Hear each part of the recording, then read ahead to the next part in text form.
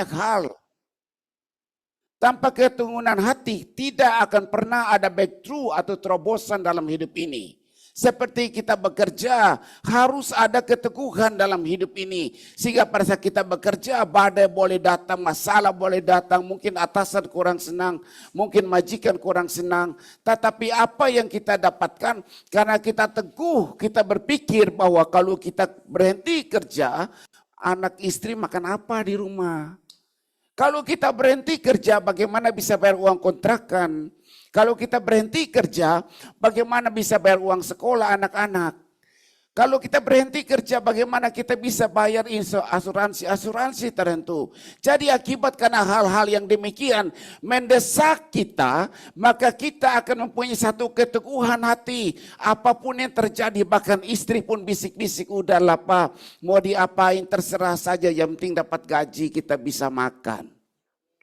Karena dengan perkataan-perkataan yang demikian, seorang laki-laki bisa berdiri teguh walaupun dalam segala hal ia tertekan, dalam segala hal ia merasa dihina di tempat kerja. Tapi karena dia melihat ke belakang, banyak yang membutuhkan, yaitu keluarga yang membutuhkan kebutuhan hidup sehari-hari. Jadi akhirnya tanpa sesuatu yang mendesak dia, ia tetap berdiri teguh dan terus berjuang sampai akhir. Amin saudara. Jadi untuk bisa teguh harus ada sesuatu yang bisa mendorong saudara. Nah Yesus pun, dia karena sangat mengasihi kita. Dia mengerti tanpa mati di kayu salib, tidak ada satu orang pun yang layak ke sorga. Karena ukuran Tuhan dengan ukuran manusia berbeda. Manusia bisa cipta agama, mengukur bahwa kebaikan-kebaikan kita bisa membawa kita menjadi sesuatu yang lebih baik di kemudian hari. Tetapi ukuran Tuhan berbeda. Saudara mengerti ukuran? Kalau saudara pergi ke pasar, abang saya mau beli minyak kelapa 1 meter. Koreksi 1 liter kali. Gak mau bang, saya mau beli 1 meter, saya gak mau beli liter, saya mau beli minyak kelapa 1 meter. Kira-kira abangnya jual enggak? Abangnya gak akan bisa jual. Kita duduk diskusi sampai 1 hari, 1 bulan, pasti gak akan terjadi penjualan. Iya kan? Karena ukurannya berbeda. Jadi saudara harus mengerti bahwa tadi pagi saya timbang nih badan saya. Saya timbang. Waktu di Indonesia kan 80 naik. Nah begitu saya timbang, badan saya udah 76 meter. Saya nggak mau pakai kilo. Kalau pakai kilo, kan saya pasti gemuk dong. Tapi saya mau pakai meter. Badan saya udah 76 meter. Nah, di sini yang harus kita mengerti bahwa ukuran kita sama ukuran Tuhan itu berbeda. Maka dikatakan jalannya Tuhan dengan jalannya kita, rancangannya Tuhan dengan rancangan kita, seperti jaraknya langit dan bumi. Jadi berbeda. Jadi apapun yang saudara saya lakukan tidak akan bisa membuat kita ke surga. Apapun yang kita lakukan tidak akan membuat kita bisa ada dalam hadirat Tuhan. Jadi satu-satu jalannya Yesus mengerti harus mati di kayu salib. Jadi pada saat Yesus mati di kayu salib, darahnya itu, penebusannya itu yang akan melayakkan saudara dan saya. Jadi saya mau kembali lagi, Yesus secara manusia banyak hal yang terjadi. Tanpa ada satu keteguhan dalam kehidupan Yesus, tidak akan pernah terjadi kematian di kayu salib. Saudara mengerti pada saat dia kecil dan dia lahir, dia memikul beban dalam hidupnya. Orang tuanya tidak pernah mengerti. Kalau saudara selidiki jelas, Maria dan Yusuf itu tidak mengerti banyak tentang Taurat. Mereka tahu, seperti saudara, tahu Alkitab. Tapi saudara tidak mengerti banyak tentang Alkitab. Maria dan Yusuf, mereka mengerti Taurat, tapi tidak tahu banyak tentang Taurat. Kalau Maria tahu, pasti dia sedih. Aduh Tuhan, Bapa, kenapa pilih saya? Saya mengandung, anak ini akan mati di kayu salib. Kalau orang tua mengerti kalau anaknya akan meninggal, mati syahid di kayu salib, saudara sedih enggak? Saudara besar-besarkan, waduh anak saya sudah besar-besarkan nanti mati di kayu salib. Contohnya kayak gini. Dalam kehidupan ini kita bisa ngatur. Ada sesuatu yang bisa kita ngatur seperti kayak khotbah saya minggu lalu. Ada sesuatu yang kita bisa ngatur, ada sesuatu yang tidak bisa kita atur. Tuhan yang atur. Jadi kalau kita mau atur secara manusia bahwa nanti anak kita umurnya panjang ke depan, masa depan yang bagus, kita bisa ngatur. Dari kecil kita kasih dia makan apa, dari kecil kita kasih dia dengan sesuatu yang baik. Salah satu saat ini di akhir zaman ini yang kita mengerti bahwa pemicu kanker adalah bukan masalah tentang hal-hal rohani, tapi cookware atau panci yang kita pakai itu yang namanya teflon, pakai cat-cat dan segala macam. Nah diselidiki memang itu cat itu yang bisa mengakibatkan orang itu bisa kanker. Kalau kita pakai panci aluminium, nah kalau kita tua ke depan kita akan suka memorinya menurun, Alzheimer, suka lupa, nggak terlalu banyak ingat. Nah kalau kita tiap hari bayangkan dari kecil anak kita kita kasih makan yang enak-enak yang bergizi, tapi kita pakai panci teflon yang sudah kegores-gores. Selama dari 0 sampai 30 tahun ke depan, saudara bisa bayangkan berapa zat-zat toksin yang masuk ke dalam tubuh anak itu. Kalau suatu saat di umur yang sekian dan dia mengalami kelainan, ya jelas karena kita sebagai orang tua sudah berkontribusi sesuatu dalam kehidupan anak itu. Begitupun sebagai orang tua, kalau kita memberikan kontribusi hal-hal rohani yang baik dalam kehidupan anak itu, maka suatu saat dia akan berdiri sebagai orang yang rohani. Karena dia melihat saudara dan saya bagaimana orang tua mengutamakan Yesus dalam hidup ini. Bagaimana orang tua dalam segala hal melayani Tuhan. Anak itu terpikir dalam pikirannya. Bagaimana mereka bisa melakukan hal-hal yang baik ke depan. Salah satu contoh, kalau kita perjamuan kudus, saya nggak tahu. Tapi istri saya bilang, waduh dulu zaman dulu itu masih kuno banget. Di Namlea kalau mau perjamuan kudus itu Goma bikin roti malam hari, suruh anak-anak semua tidur, gak boleh ngintip-intip. Jadi semua anak-anak tidur, jadi roti dibikin sendiri, baru dipotong, dibakar, di ovenin untuk perjamuan kudus. Pendetanya tidur, tapi Goma sebagai pekerja gereja dia bikin roti. Tunggu udah gelap dulu supaya nggak ada yang lihat. Nah di sini jadi hal yang sepele yang Goma lakukan saat itu mungkin sepele pikiran orang. Cuma bikin roti tanpa ragi aja kita disuruh tidur semua. Tapi itu akan membekas dalam pikiran anak itu sehingga pada saat mereka bertumbuh besar, mereka melayani Tuhan, mereka bisa melihat ada sacrifice pengorbanan yang orang tua sudah tabur jauh-jauh hari. Nah itu akan bisa memotivasikan anak-anak mereka bagaimana bisa melayani lebih baik ke depan. Jadi arti kata bahwa apa yang terjadi hari ini itu dampak di hari kemarin. Apa yang terjadi nanti ke depan itu dampaknya dari sekarang. Jadi kalau sekarang ini saudara tidak teguh melakukan sesuatu, saudara tidak sungguh-sungguh melakukan sesuatu, pasti ke depan saudara akan menjadi orang yang biasa-biasa saja. Tapi kalau hari kemarin saudara sangat sungguh-sungguh melakukan sesuatu, saudara sangat teguh melakukan sesuatu, pasti di hari sekarang saudara sudah menikmatinya. Amin. Puji Tuhan, waktu saya masih muda, saya berpikir Tuhan, bagaimana caranya supaya buat anak itu bangga sama kita. Kita harus berjuang lebih baik. Lebih baik daripada orang tua kita kemarin. Kalau orang tua dulu-dulu kan saudara mengerti, jadi papa sendiri. Papa mau pergi gak pulang juga oke. Papa makan sendiri kenyang, di rumah anak lapar. Papa mau main judi, papa mau merokok, papa mau mabuk, terserah. Iya kan, itu papa zaman dulu. Saudara mengerti, saudara ngalamin. Jadi pada saat anak mulai bertumbuh, anak itu melihat, ih orang tua saya kok begini ya. Saudara ngalamin. Tapi saudara bayangkan kalau papa saudara berjuang sekeras mungkin mempersiapkan segala sesuatu. Mengasihi saudara. Oh saudara bisa melihat, dari tahun ke tahun, tahun baru, papa nggak pernah beli sepatu baru, papa nggak pernah baju baru. Tapi anak-anak yang dicukupin semua kebutuhannya.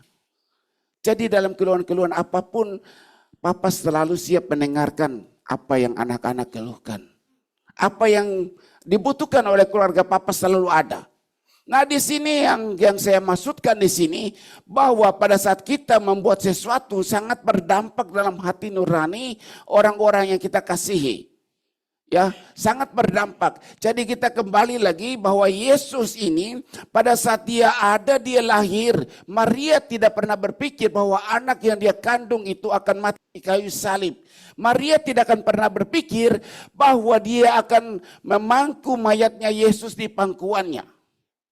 Kalau saudara pernah berpikir enggak? Waduh, nanti seharusnya anak saya yang pangku saya di pangkuan pada saat saya melepaskan nafas saya. Maria enggak pernah berpikir. Kalau Maria berpikir hal demikian, mungkin Maria berdoa, Tuhan jauhkanlah itu daripadaku. Iya kan? Maria enggak pernah berpikir. Nah di sini yang kita harus kembali lagi bahwa Yesus mengerti. Maka Yesus pada saat dalam percakapan-percakapan yang demikian, dia berbicara kepada murid-muridnya. Bahkan Petrus menarik dia ke samping dan mengharik dia. Biarlah Tuhan menjauhkan hal-hal itu daripada engkau. Yesus katakan bahwa anak manusia akan disalibkan. Tua-tua, imam-imam kepala dan orang-orang ahli Taurat akan menyalibkan dia. Maka Petrus menarik Yesus ke samping dan dijauhkanlah itu daripada hal-hal yang buruk terhadap engkau. Jadi arti kata bahwa Yesus berbicara kepada murid-muridnya semakin terang dan mereka semakin mengerti. Maka mereka semakin sedih. Kadang-kadang dalam percakapan kita, kalau dalam suasana gembira, kita ceritakan hal-hal tertentu, kadang-kadang orang kurang nangkep.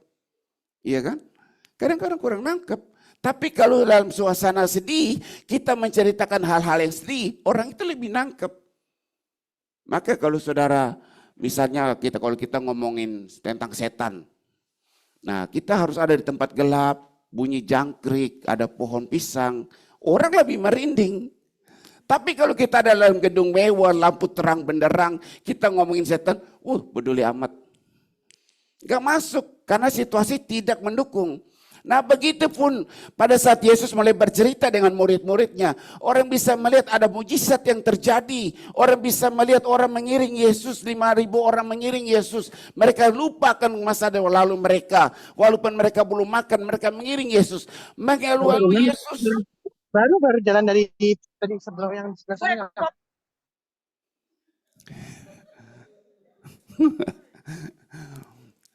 Jadi mereka mengiring-iring Yesus. Jadi pada saat Yesus cerita tentang hal-hal yang sedih, mereka nggak nangkep. Mereka nggak bisa menerimanya karena mereka lagi gembira. Bahkan mereka berpikir sampai di Yerusalem, Yesus akan jadi raja. Dan satu berdiri sebelah kanan, satu berdiri sebelah kiri menjadi pendampingnya Yesus. Karena situasi tidak mendukung. Tetapi pada saat mereka mulai duduk tenang, Yesus mulai cerita dengan sangat tenang. Tapi Petrus belum menangkap juga. Maka dia menarik Yesus ke samping dan menegur Yesus. Amin saudara. Jadi saudara harus mengerti. Kalau saudara lagi mau marah, tunggu situasi yang baik. Mau negur, suami baru pulang kerja, lapar-lapar, panas. Terus saudara cok, ngoceh-ngoceh. Gak masuk, pasti marah, berantem. Jadi kalau saudara mau negur suami, saudara harus tunggu dulu dia pulang mandi dulu, makan, tenang perut, udah kenyang, dia lagi duduk santai, udah senyum. Nah baru ngomong, itu lebih baik. Ya toh? Tapi kalau dia baru pulang kerja, capek, panas, masih haus, lapar saudara, sudah ngeroceh, pasti ribut. Karena situasi tidak mendukung. Amin saudara. Begitupun dengan anak-anak kita, kalau kita menegur anak-anak kita harus lihat situasi yang baik, yang tenang. baru kita ngobrol. Biasa orang tua nggak bisa lihat situasi demikian, sehingga akhirnya anak namanya juga anak, pikirannya pendek, masih muda, kuat, gagah. Udah kita keluar aja dari rumah, bye-bye papa dan mama, saya pergi keluar kos-kosan di luar. Sering kali hal itu terjadi karena kita nggak melihat situasi. Nah kita lihat terus lagi saudara. Kita lihat terus lagi.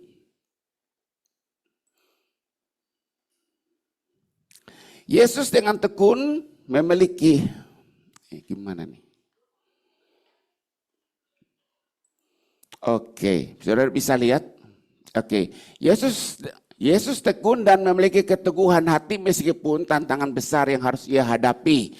Jadi kita belajar apa sih yang kita teladani dari Yesus?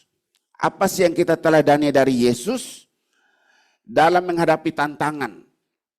Jadi kita harus banyak belajar. Apa sih? Di Alkitab ini hanya ada 3 orang. Saya belajar hanya 3 orang yang bisa kita teladani. Yang pertama, Yesus bilang, teladanilah aku, ikutilah aku. Yesus. Yang kedua, Paulus. Paulus bilang, ikutilah teladanku. Paulus bilang begitu.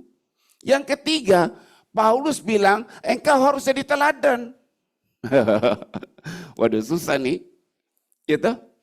Ulang lagi. Di Alkitab ini yang namanya jadi teladan cuma 3 orang. Yang pertama Yesus, ikutilah aku. Yang kedua Paulus, teladanilah aku. Paulus bilang begitu. Jadi bagaimana Paulus kita ikut telani Paulus. Yang ketiga, saudara. Paulus bilang jangan karena engkau muda. Orang menganggap engkau rendah, tapi jadilah teladan di tengah-tengah mereka. Jadi arti kata, saudara dituntut untuk menjadi teladan. Sampai sini belum jadi teladan. Ada. Misalnya contohnya, kalau papa minum mabuk, terus mama bilang, minum mabuk, belajar sana. Jangan begitu, papa aja minum. Saya kan anaknya. Ikut saya. Iya tuh. Nah, ada juga bilang, mangga nggak jatuh jauh dari pohon. Begitulah caranya. Jadi, apapun yang terjadi itu teladan.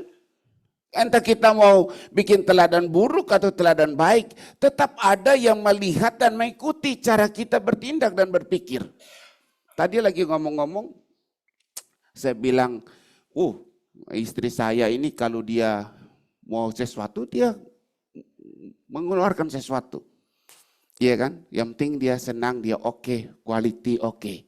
Tapi kalau saya, karena kan tadi kan si Marta bilang, saya bilang semalam saya lapar, saya makan Indomie 3. Si Marta tepuk dada, Jim saya 3, 1 aja nggak habis. Saya bilang iya si Marta beda. Kalau saya duren 1 pun gak habis. Satu batu, kan 1 batu begini nih, bukan 1 buah. 1 batu aja gak habis. Tapi si Marta 3 batu habis. Si Marta, iya saya doyan. Oh iya, kenapa si Marta? Karena duren 1 batu ini harganya $25. 3 batu $75. $75 loh 3 batu. Nah, kalau saya lihat 1 batu $25, saya nggak beli, nggak habis dia. Saya nggak bisa makan. Tapi kalau Indomie 1 bungkus paling cuma 50 sen atau $1, ya pasti habis sama saya. Jadi konsepnya berbeda, ya. Nah, kita kembali lagi bahwa apapun yang terjadi, saudara dan saya, kita ini sedang dituntun oleh dunia, dituntun oleh Tuhan. Alkitab bahkan menuntut kita, mengajarkan kita bahwa kita harus jadi teladan. Ya, kita harus jadi teladan. Jadi di Alkitab ini hanya 3 orang yang harus menjadi teladan. Pertama Yesus, yang kedua Paulus, ketiga saudara. Bukan orang lain. Jadi saudara mau gak mau harus hidup baik. Bertingkah laku harus baik. Supaya anak cucu bisa melihat Teman-teman bisa melihat orang yang agama seberang yang saudara sedang injilin bisa lihat, oh begini cara hidup orang Kristen ya. Oh begini cara hidupnya mereka. Tapi kalau saudara teladannya kurang bagus, saudara rajin ke gereja, tapi saudara rajin gosip, susah untuk orang ke gereja. Saudara rajin berdoa, tapi saudara doyan bikin dosa, susah. Jadi saudara harus belajar bahwa saudara dituntun oleh Alkitab, saudara harus jadi teladan.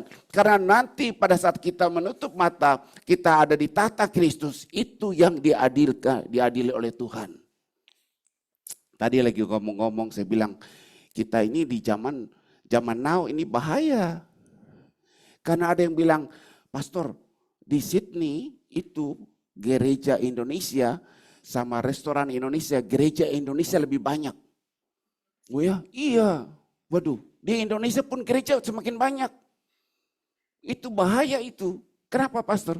Tanda-tanda Tuhan mau datang. Jadi pada saat kita menutup mata, kita bilang Tuhan kan kamu tahu Tuhan, saya di luar negeri. Saya bukan di Indonesia, jadi susah cari gereja. Tuhan bilang, wih luar negeri Sydney gereja banyak tuh, lebih banyak dari restoran. Kamu berapa kali pergi ke Merantia restoran Indonesia? Makan rendang, berapa kali kamu makan? Berapa kali kamu ke gereja? Jadi arti kata, nubuatan yang terjadi di kitab Wahyu itu kan mulai tergenapi. Sehingga pada saat kita berdiri diadili di tahta putih, Tuhan mulai berbicara kepada kita. Mengadili kita nggak akan bisa menyangkal dengan sang firman itu. Karena semua gereja ada membuka kesempatan demi kesempatan. Sehingga semua bangsa akan mengakui bahwa Yesus adalah Tuhan. Amin saudara. Oke, kita terus lagi saudara. Kita terus lagi. Jadi, kenapa Yesus harus menjadi teladan dalam hidup kita ini? Yang pertama, saya namakan bahwa yang pertama, Yesus tidak mudah menyerah. Teladan yang pertama yang Yesus berikan kepada saudara dan saya, bahwa Yesus tidak mudah menyerah. Yesus sudah tahu bahwa peristiwa yang akan bakal dihadapinya. Yesus mengerti, namun dia tidak pernah berpikir untuk kabur atau menghindar. Dia tidak pernah berpikir untuk lari. Maka ia semakin hari semakin mendekat Yerusalem, di mana dia akan disalibkan. Jadi Yesus mempunyai satu keteguhan yang luar biasa. Karena yang kita belajar dari Yesus yang pertama, Yesus tidak mudah menyerah. Jadi kalau saudara dalam keadaan saat ini, karena menggiring Yesus, karena iman kepada Tuhan, terus saudara menderita, jangan menyerah. Karena penderitaan itu akan mengalami ketekunan. Ketekunan itu akan menuntun saudara dan saya untuk bisa tahan uji. Nah, tahan uji itu akan menuntun kita kepada hidup yang penuh dengan pengharapan. Nah, karena pengharapan kita kepada Yesus tidak sia-sia. Jadi maksud saya apapun yang kita hadapi saat ini saudaraku, jika kita beribadah, beribadahlah sungguh-sungguh. Jangan suam-suam kuku, jangan karena kita mau sesuatu. Melayani dengan sungguh-sungguh. Saya lagi berpikir saat ini Tuhan menggerakkan di hati saya.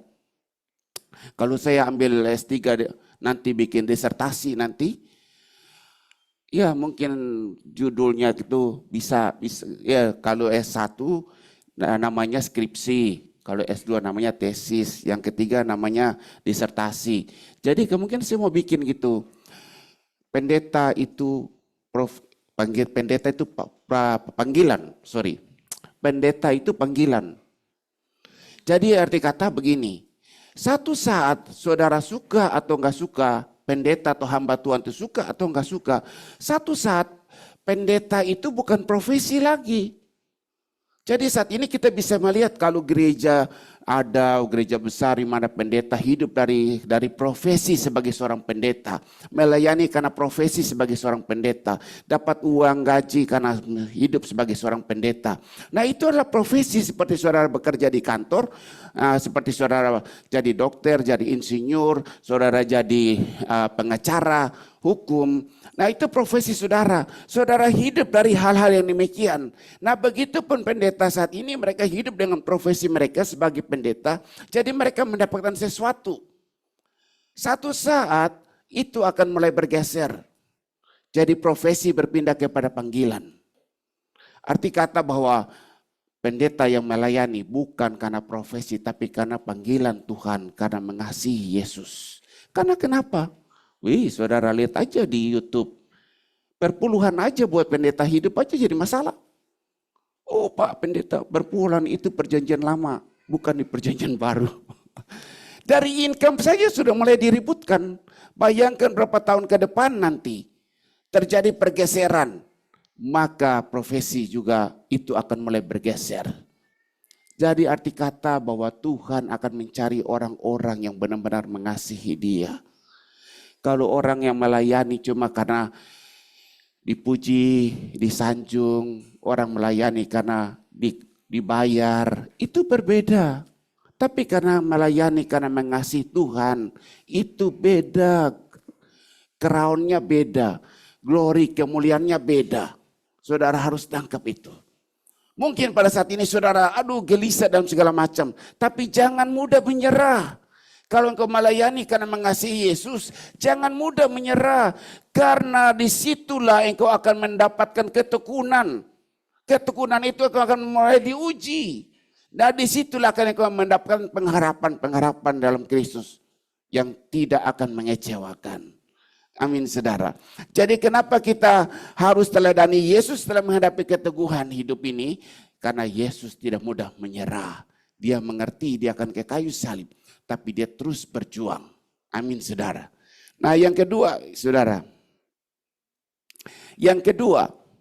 Yesus menghadapi dengan doa. Siapa sini yang gak pernah berdoa? Oh, harus berdoa. Yesus meminta kepada murid-muridnya, murid-murid untuk berdoa agar tidak jatuh dalam pencobaan. Kemudian ia pun memberi contoh untuk berdoa. Jadi Yesus bisa teguh menghadapi tantangan. Yang pertama, dia tidak mudah menyerah karena dia melakukan kehendak Bapa. Jadi kalau saudara mengerti, saudara melakukan kehendak Tuhan, jangan menyerah. Yang kedua, jika masalah datang, problem datang, jangan menyerah, tetapi hadapi dengan doa. Jangan pakai pikiran dan logika. Berdoa saja. Berdoa Tuhan mau ngapain gini ya. Saya sering ngalamin. Saya bekerja di sekuler. Saudara mungkin saudara, oh Pak Pendeta nggak tahu. Pak Pendeta kan di gereja semua orang-orang kudus baik-baik. Jaga mulut, jaga hati.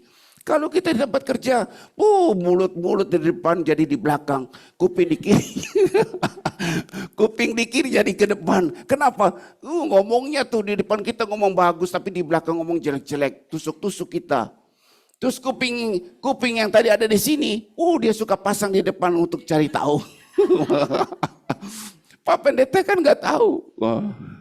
Tapi saya bekerja di sekuler sama seperti saudara. Jadi pada saat masalah datang, problem datang, saya cuma bisa berdoa kepada Tuhan. Karena dia yang menciptakan saya. Dia yang membentuk saya. Dia juga yang mempromosikan saya. Jika promosi itu datang dari Tuhan, saudara siapa sih yang mengerti bahwa promosi datang dari Tuhan? Amin. Saudara hidup sekarang masih bernafas, itu juga promosi. Contohnya begini, kalau nggak ada promosi dari Tuhan, saudara nggak lewat COVID tahun kemarin. Tuhan promosikan hidup saudara bisa lewatkan COVID. Itu promosi yang Tuhan berikan dalam hidup saudara. Saudara harus mengucap syukur. Jadi pada saat saudara menghadapi masalah, saudara harus banyak berdoa. Sakit harus banyak berdoa. Pada saat saudara mulai berdoa, saudara telah teladani Yesus. Yesus punya masalah, dia berdoa di Taman Getsemani. Dia selalu berdoa dan selalu berdoa. Saudara bayangkan kenapa Yesus selalu berdoa pagi hari. Karena dia sedang bergumul dalam hidupnya dia. Bahwa dia akan mati di kayu salib. Jadi pada di Taman Getsemani itulah puncak doanya yang terakhir. Jadilah kehendakmu ya Bapa. Dia berdoa. Jadi sebagai orang percaya, saudara harus sering berdoa. Dimanapun saudara berada, berdoa saudara. Karena dia telah memberikan kita teladan. Tanpa doa kita nggak akan bisa teguh. Tanpa doa kita nggak akan bisa berdiri. Amin saudara. Berdoa. Yesus pada saat punya masalah dia nggak cari orang minta bantuan. Jika saudara sakit, saudara mengerti tidak bisa berbuat banyak. Berdoalah. Jangan cari sana, jangan cari sini. Berdoa.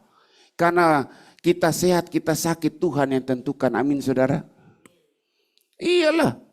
Dulu tiba-tiba saya selesai SMA terus kena kanker paru-paru.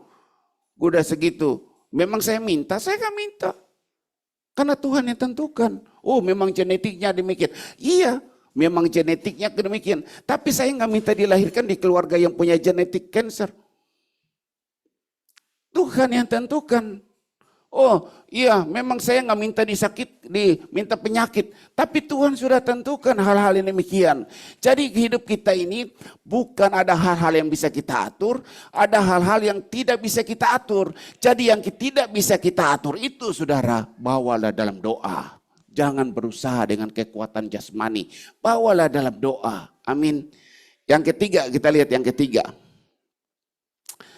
Yang ketiga berserah kepada kehendak Bapa. Jadi teladan yang Yesus berikan kepada kita untuk bisa tetap teguh. Yang ketiga berserah kepada kehendak Bapa. Di atas semuanya yang luar biasa di teladan Yesus adalah menyerahkan semuanya kepada kehendak Bapanya. Jadi hidup kita ini hidup yang terbatas saudara.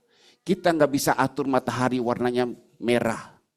Kita nggak bisa atur kalau bintang itu bulat. Kita nggak bisa atur. Kita nggak bisa menangkap sesuatu, menjaring angin. Kita nggak bisa. Kita nggak bisa atur umur kita. Semua Tuhan yang atur. Jadi kalau Tuhan yang atur, yang bisa kita lakukan hanya berserah kepada Dia. Yesus berdoa dan berdoa. Dia teguh melakukan segala sesuatu. Tapi dia mengerti bahwa kehendak Bapa, yaitu pekerjaannya dipermuliakan dalam kehidupannya dia. Di sini siapa yang tidak mengerti pekerjaan Bapa dipermuliakan dalam hidup saudara? Saudara harus tahu. Untuk itu saudara harus jadi teladan. Apapun yang terjadi untuk bisa menadani Yesus. Pertama saudara teguh melakukan segala sesuatu. Saudara jangan menyerah. Semua yang terjadi saudara harus berjuang. Harus berjuang. Jangan pernah menyerah. Yang kedua saudara harus berdoa. Saudara berdoa dan berdoa. Kelihatan kok berdoa gak ada terobosan. Yesus berdoa. Tapi gak ada perubahan. Saya berdoa. Seringkali banyak saya berdoa. Tuhan bekerja sesuai dengan doa saya. Orang sembuh. Orang banyak hal yang terjadi. Tapi saya berdoa, orang meninggal juga. Mama saya sakit, dia bilang, Jimmy saya nggak mau meninggal, saya mau hidup. Saya berdoa, ternyata juga loh. Mama saya bilang, saya nggak mau mati. Nah, bahasa Ternate gini, saya nggak mau mati, saya mau hidup, saya mau kembali lagi ke Australia. Berdoa, adik saya bilang, iya kau berdoa. Kita juga berdoa. Tapi kehendak Bapa yang jadi. Iya kan? Saya berdoa, ada yang sembuh.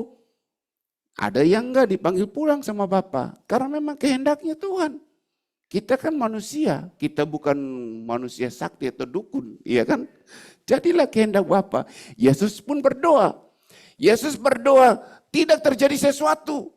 Maka akhirnya Yesus katakan, jadilah kehendakmu ya Bapa, bukan kehendakku. Amin saudara. Jadi saudara harus mengerti segala sesuatu yang terjadi dalam hidupmu. Tidak ada satupun yang kebetulan.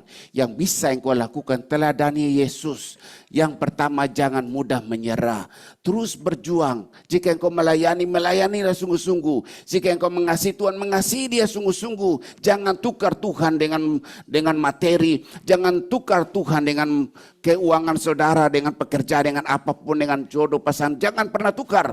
Saya sangat sedih sekali kalau anak-anak Tuhan dapat promosi terus akhirnya sibuk dengan pekerjaan, sibuk dengan promosi, tidak lagi serius melayani Tuhan. Saya berdoa dalam roh saya, orang ini nggak akan jauh.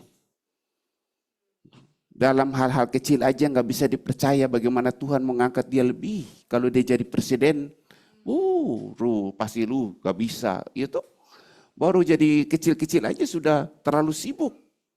Itu repot. Ya, kita apapun yang terjadi, terjadilah.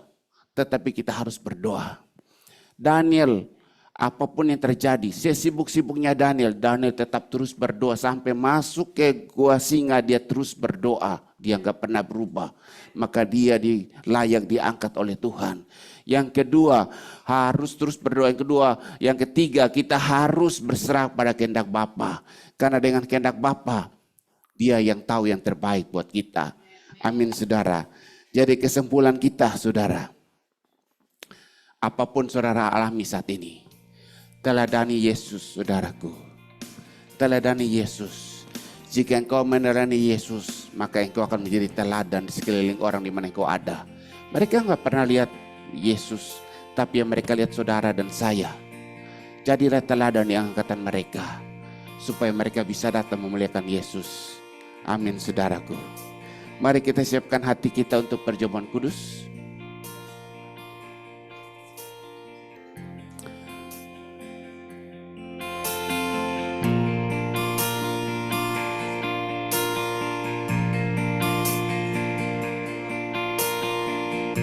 Mari Bapak Ibu sekalian, saya undang bangkit berdiri. Kita akan menerima roti dan anggur perjamuan kudus pada pagi hari ini. Bapak kuduskan setiap roti dan anggur di tangan kami menjadi tubuh dan darah-Mu, menjadi berguna Tuhan dalam hidup kami. Berkati Tuhan. Makasih Yesus.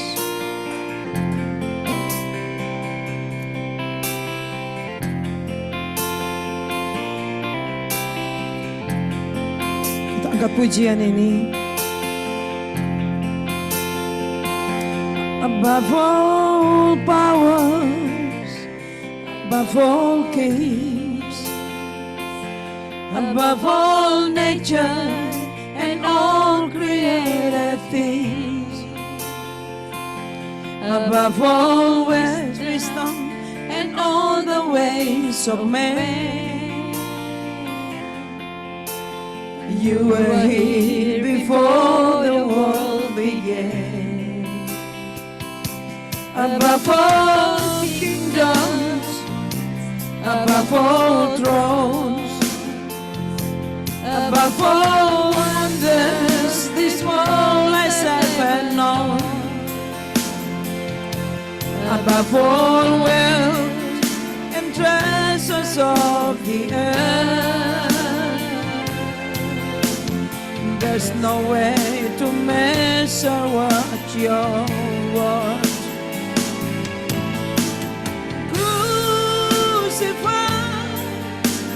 Lay behind us, you live to die, rejected and alone, like a rose, trampled on the ground. You took the fall and thought of me above all.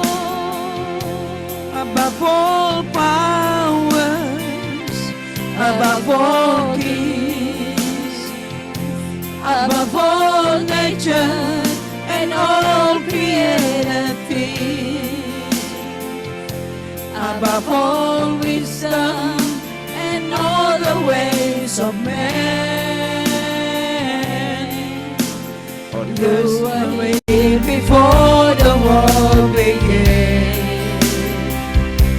Above all kingdoms, above all thrones, above all wonders this world has ever known, above all wealth and treasures of the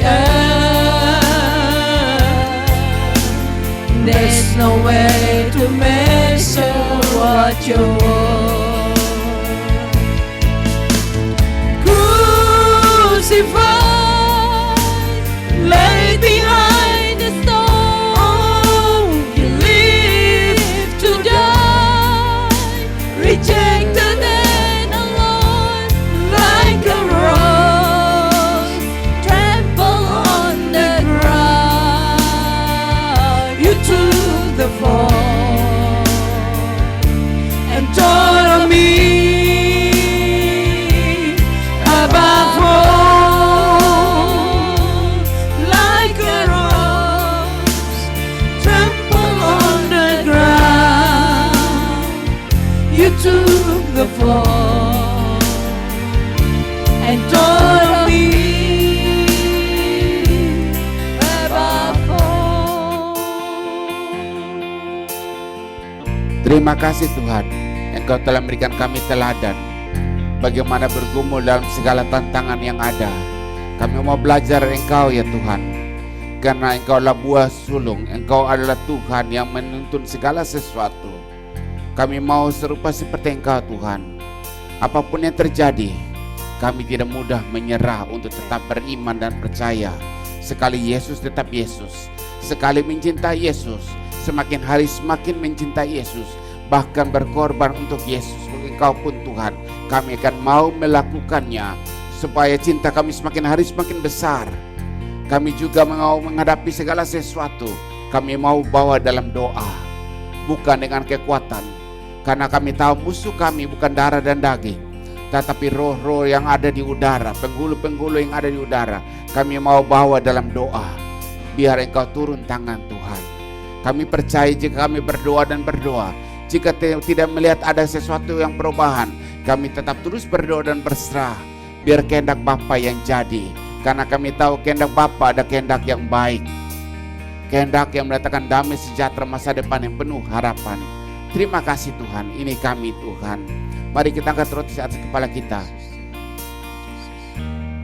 Demikian pada waktu malam itu, Tuhan mengambil roti, mengucap syukur dan mencah-mencahkan dan berkata, inilah tubuhku yang diserahkan bagimu. Lakukanlah sekali setiap kali engkau memakannya, menjadi peringatan akan aku. Mari kita makan di dalam nama Tuhan Yesus.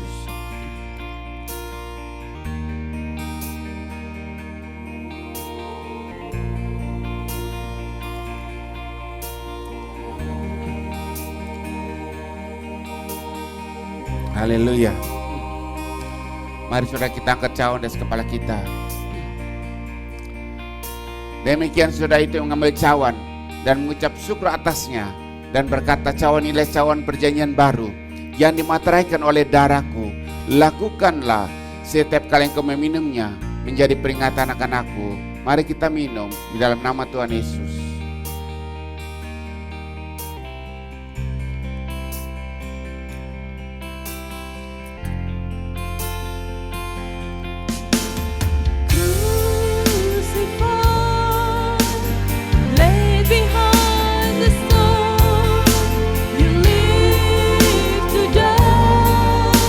Rejected and alone, like a rose, trampled on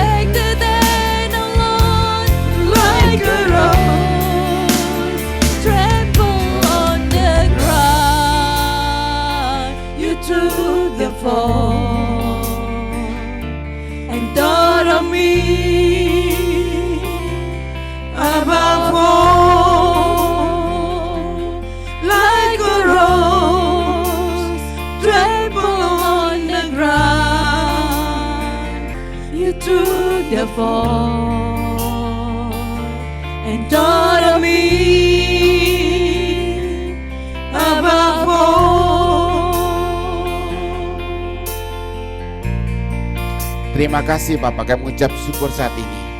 Kami telah belajar, Engkau telah menjadi teladan dalam kehidupan kami.